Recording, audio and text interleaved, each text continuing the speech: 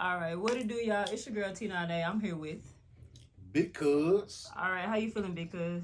So I'm good. That's good. That's good. So Feel even better in a minute. all right, so I'm here with the super producer, Big Cuz. He's a legend. Y'all don't know. He make beats to where niggas gotta come correct on the beat. Like he don't make beats like yeah, make it like nah, nigga. Here's the beat, come correct on it. So For sure, that part. when did you realize, okay, I got it. I can really make these beats and really make niggas superstars? Low key, it wasn't until I really started doing beats with Ken the Man. That was really it. Like I was doing beats before and I thought I was hard. But when I started doing stuff that was like really getting numbers, it was like, okay, yeah, I really do this. I'm really him, you know. Okay. Getting numbers, I feel that. When was the first time you and like Ken linked up and started making beats? And not making beats, but making music. So the first session I ever had with her was at the Bus Bar. It was a studio that me and Fastlane had back in the day. And Fastlane's old manager, Peanut, he brought her through the studio. And like the first song that we did, like off the rip, soon as she got in there, like I was doing some edits, I was just moving super quick. I was in my bag, and she was like, "Oh, you trying to be my regular producer?" And like that was just it. We was locked in from there. Okay. And I was doing all of her like recording and everything for I don't know, like 6 to 8 months before I ever did a beat for her. And the first beat I did was this song called Laffy Taffy. Oh, Exactly. That's one of the biggest songs that we've done. And it's super underground. It's only on SoundCloud. Yes. And when she perform it, like people know every word to it. And I just be like, how do y'all know this song? Like that is impossible. that but song like that's one of her fan favorites. And that was the first one. Just sitting in the studio. Oh, cuz you do beats? Yeah, I do beats. Okay, I feel that. So I don't want to say like you're a beat maker. You're a producer. You orchestrate music. So like, For sure. What was your inspiration behind becoming a producer? Was studying the greats. I was a big fan growing up of Quincy Jones. Okay. He's like my bar for like a great producer, in my opinion. But just the fact that like this was before people were making beats, and this man would just like call all the shots. He's getting all of the musicians together. He's getting the artists. He's getting the songwriters. Getting all these people together and just guiding the overall vision. And to be able to do that in multiple genres for multiple decades with multiple mega superstars, and like I don't know, that's like the bar for me of like what a producer does. Okay. But yeah, just studying that, and then when I was ready to get into beats, I don't know, I just always had like a vision for like the whole song. It wasn't just about making like one line good or just like the beat being hard. It's like having the whole process, you know. Okay, the whole process. So what is your creative process for making beats or just producing music? So 95% of the stuff that you're gonna hear that I produce, I made the beat right there with the artist. Okay. So I feel like that's where the magic happens. When we sitting in the studio, when I have a conversation with you, man, what's going on in your life, what you're dealing with right now, that's where the magic happens. When we can really like sit there and like build it from the ground up. Like I want the artist's input when I'm making a beat. Like if you don't like that sound is gone. Like we gonna switch the vibe. Like we can get halfway through it and I'm just like, nah, this ain't it. This ain't the vibe we're going for. Whatever, scrap it, start something else. Okay. And then the same thing when it's time for them to like create the lyrics and everything, I'm there giving input. Like let's do something like this. Let's you know come up with a subject for it. Let's maybe change this line, move this around. You know, so I'm real hands on. I'm real involved with it. Even when like working with Mo3, I wasn't doing any of his beats, but I was doing a lot of his, all of his like recording and his mixing and everything. Okay. So like I'm working in a producer role even in that, cause like I'm helping him build these songs. You know, even though I didn't put this beat together, I'm helping him pick beats. I'm, you know, helping him like put the song together. Just, you know, changing words around, like all of that. You know. Okay. So you're like a creative executive producer, actually. For sure. Okay. Yeah, close to that. For sure. which I don't know. I'm not real big on like throwing titles on myself, so I wouldn't call myself an executive producer, but that's what I do. Okay. For sure. I feel that. So working with Mo3, to me, I feel like he's one of the best artists to come out of Texas. R.I.P. For him. sure. How was that? Because I just know, just looking at his videos and stuff like that, I was a big supporter of his music. He was a powerhouse. So how did that feel, like engineering his songs for him? 3 was different. It's like, and not just the music, it was like himself, like his personality, like he was just real different. And that was always like, I don't know, like my first time being in the studio with him, like he already had a big song at that point, so I knew who he was. But working with him in the studio was when I really got like, okay, yeah, this dude is special. Okay. You know, like he always had like a certain level of energy, and his attention to detail with the music was very high. Okay. And that's what I noticed in like most like great artists, their attention to detail with everything, like a word, like this word here isn't the right word, like let me swap that out. Yeah. You know, like that kind of stuff, it counts in making the bigger picture. So like I don't know, that's what I always noticed about 3 was just that like it wasn't just like the image, like he wanted to come off a certain way, but it was like he wanted the music to match that. Like it was a certain level that the music had to be at, because that's how he did everything, you know. Okay, I feel that. A certain level the music had to be at. So I want to kind of talk more about like the state of music in Houston. Like, how do you feel about like the state of the Houston music scene, or not just Houston but Texas in general? Like, how do you feel about the Texas music wave right now? I think Texas is in a good place right now. There's a lot of people that will say that it isn't. But because I've been here for a while, you know, I'm not from Houston, I'm from Chicago, but I've been here long enough to see where Houston was at 10 years ago, and it's in a much better place now. Okay. Yeah, so like, you know, we're missing things as far as the infrastructure, like having like more major labels out here, label offices. But we got a bunch of A&Rs out here. Yeah, we do. We got a bunch of. I'm not the only platinum producer in the city. Yeah, it's facts. a bunch of us out here. Yeah. A lot of the best production in the industry comes out of Texas. Okay. And the artists that we got that's popping right now, they're doing it on a national level. It's not just, oh, they just big in Texas. No, Like people, Ken sold out most of her tour. Yeah. And most of the dates was outside of Texas. Yeah. You know, same thing with Mexican OT. Yeah. Same thing with LaPat, like big, huge single that's all over the country. Yeah, and he got the Flo Milli feature on that. I rock with that heavy. That's exactly. Heavy. Yes. So it's like they not only running it, you know, on Houston radio. His stuff running all across the country. You know, so in that space, I think that Houston is in a good space, because we didn't have that 10 years ago. Okay. 10 years ago, it was Kirko Bangs. That was it. Like it was. Shout out to Kirko. He dropped right. Shout out to Kirko.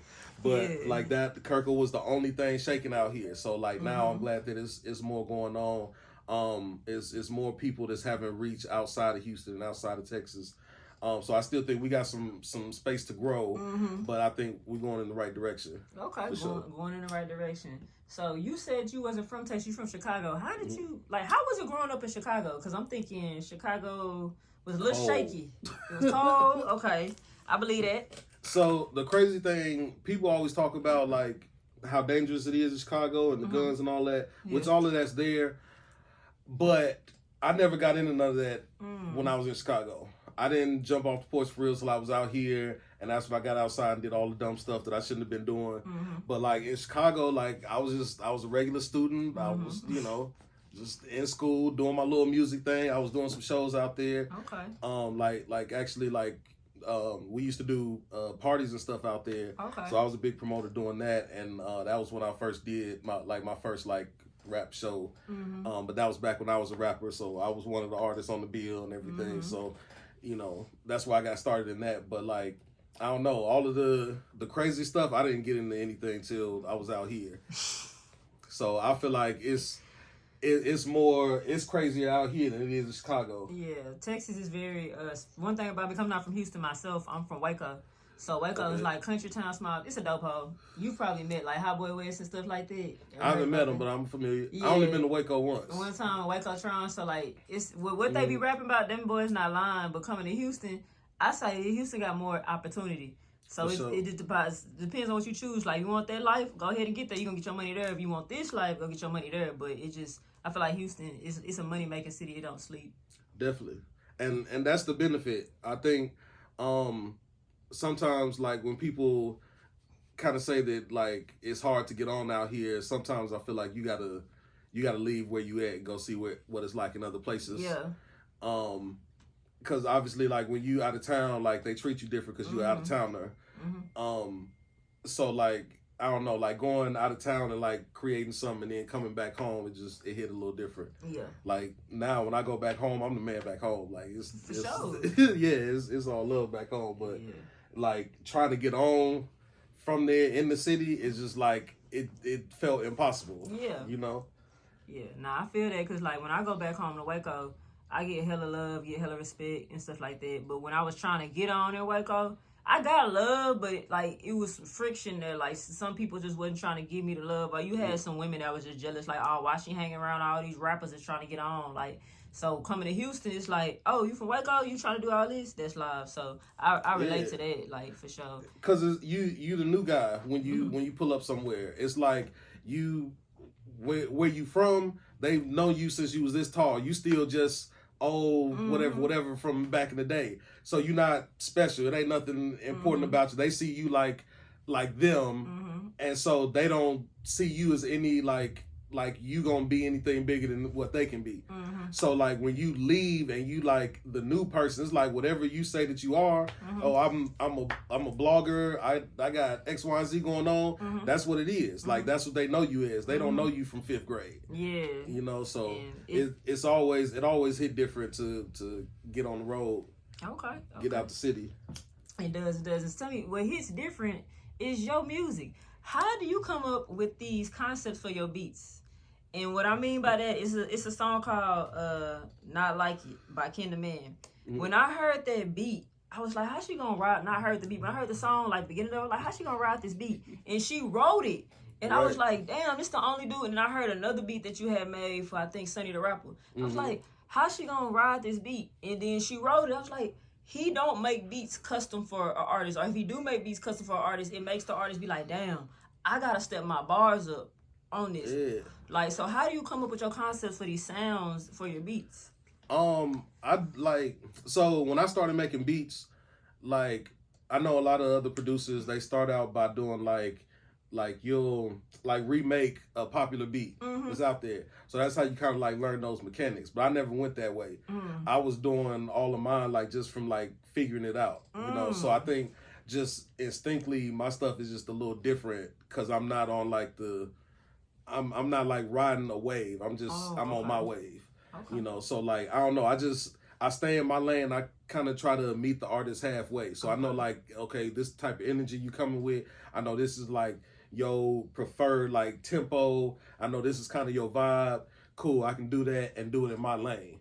And so it's just like, I don't know, it just works that way. Like once we like meet halfway, it's just, I don't know, that's where the magic happens. Okay, I feel that, meeting the artist halfway. Yeah, because a lot of your beats like that, Might Not Like It is one of my favorite beats. Super weird. Yeah, it's weird. And when I first heard it, I was like, man, she really, and that's what really made me think of Ken as like my top, and this is my opinion, not because opinion, my opinion behind the camera. Because y'all love to snip pics and stuff and make it, no, this is my opinion. For sure. But she like my top 5 female rappers out right now. And really, she like my top 5 female rappers from Texas right now. For sure. Not gonna run down the list, but because she was able to hop on the beats that don't sound like she would hop on, because a lot of females have this same sound, not making no diss to nobody, but all the females have this same sound. But she, like, for example, You Get Me. I don't know if you produced that one or not, but I didn't do that one. I mixed that one though. Yeah, You Get Me. She could do that and then turn around and do No Name, and then turn around and do Might Not Like It, then turn around and do something else. And it's like the versatility is there, you know what I'm saying? Sure. So like I feel like yo production is one of the reasons that made her versatile. Man, I appreciate that. Yeah. I never thought about it like that, but I don't know. I always felt like I've been making beats like those forever, and just people didn't really rap on them. But I always thought they was dope. That was just like my vibe when I'm in my own lane, like not thinking about nothing else. When I'm just sitting down and I just make a beat, like that's kind of my vibe. And I don't know, it just always worked for Kid. Like my beats are just they're Kinderman type beats, and I think that's just like I don't know, like it. I don't know. It just kind of worked like that. It's just like finding your person, like like we just like have that kind of synergy there. So like more than like me working with any other artist, like I like working with other people and everything, but me and Ken, I just always feel like we make the best stuff. Like. I don't know. That's just the vibe for him. A great artist and producer duo. Probably my top 10 artist and producer duo, not just in Texas but of all time right now for this new generation of music. One sample I really liked was the Sunny sample. I'm from Texas. What made you take Brooke Valentine? Shout out to Brooke Valentine and flip Girl Fight into? Cause I'm a Y2K person. I'm born in '95, so 2000 is like my. If I was born earlier, I would definitely be in the 2000s. So when I hear them sounds and hear artists do them right, you laughing, but for real. Like when artists do them right and you did it right, you didn't just take the sample and just like throw some 808 drums. You flipped it into the point where like if you never heard Girl Fight before, you would think this is Sonny's original song. Exactly. And so the idea, it was actually Sonny's idea to sample that song. Okay, believe it. And low key, I've been looking for like a throwback like Houston female rap song and couldn't find one. And I didn't know that Brooke Valentine was from Houston. Yeah. I always thought she was from Atlanta. Yeah. So I just found that out like earlier this year. So when she was like, yeah, let's sample that, I was like, of course, let's do it. So and just from like working with Sonny, like I've been working with Sonny for years. So it's just like I know like her kind of vibe, and I wanted to kind of I didn't want the song to have like the vibe of the original. I wanted it to be like Sonny's vibe, but still be like a fight song, still be aggressive. Yeah. So like I don't know, that's what I went for. Yeah, and that got 20K views on there on the YouTube right now. It's probably going crazy on stream. That's definitely a club banger. For sure. I love that. And then that one's going crazy right now. Yes, shout out to Sunny. That's probably going crazy. I went to Prairie View. I graduated from Prairie View in 2019 and 2023. That's definitely, if I was in Prairie View, if that song came out when I was in college, you could probably hear all the girls, we pulling up. Like, you could hear that in the club or under the tent, because we do tent parties. Ain't no venues in the country. But yeah, I love that song. That's another artist you work with that I really love his music is OTB Fastlane. For sure. So that's the homie. Yes, he did a song with Big J, which I really like. Shout out to Big J. I rock with her music too. But OTB is different. That was one of the first artists, like after because Dallas had a little moment where Dallas was going crazy, and then Houston was kind of like trying to build it back up, and then I got into YB Perico, I got into OTB, I got into just countless, got back into Sauce Walker and stuff like that. But OTB was one that just really stuck with me. Like, how did y'all come about and meet and start cooking it up? Man, so shout out to Fastlane. That's the homie. Fastlane is probably the first artist that I work with that people like, really started like, I don't know, like saying that, I don't know, I feel like that was when like the masses first started like really tapping into me. Okay. Because I've been doing my thing for a long time before that, but working with Fastlane was when like people started recognizing like, okay, like I see Big Cuz, but I met him through the homie TJ. Shout out to him. But he had brought me through the studio, and at the time I was working with a desktop. That's what I was doing all my beats on. So I had to bring in this whole computer with the monitor and everything. And TJ was like, man, cuz you ain't even got to do all that, man. We got a computer over here, man. You just come post up, whatever. And Fastlane was the artist that they was working with at the time, that they was pushing. And dude was just hard. Like, even back then was just like, man, nah, this dude is different. And then just seeing like his process in recording, it was just like at the time, like I don't know, even now, like everybody does punching in, but the way Fastlane does it is just different. Yeah. And so like he was doing this back then before anybody was punching in, and it was just like, dude, this is crazy. How is he like doing this? You know, and so like I don't know. That was like I say the process was what like really clued me into like, okay, this dude is different. But yeah, from there we just like locked in. I not his first project, but his second project. I recorded and mixed that whole project. But I've done a bunch of work with Fastlane like just throughout the years. Even though he works with like different producers and different engineers. Yeah. But like you know, that's just my homie, and like say he's like Fastlane is like my favorite Houston rapper to like listen to. Like I would literally like just put on a Fastlane project and just let it run, you know. Okay. Because it's like I don't know, it's just hard. Nah, yeah, for real. His last album, I loved. I be in the gym working out to that, so I love that. And then, like now, because we almost getting to the end, but what artists do you really want to work with that you haven't worked with before? And they could be from anywhere. From anywhere. I don't know, like I want to work with everybody. I don't want to I can't put like a specific artist other than maybe like, I don't know, like I like working with the female rappers, so probably like Nicki is like top tier. Okay. You know.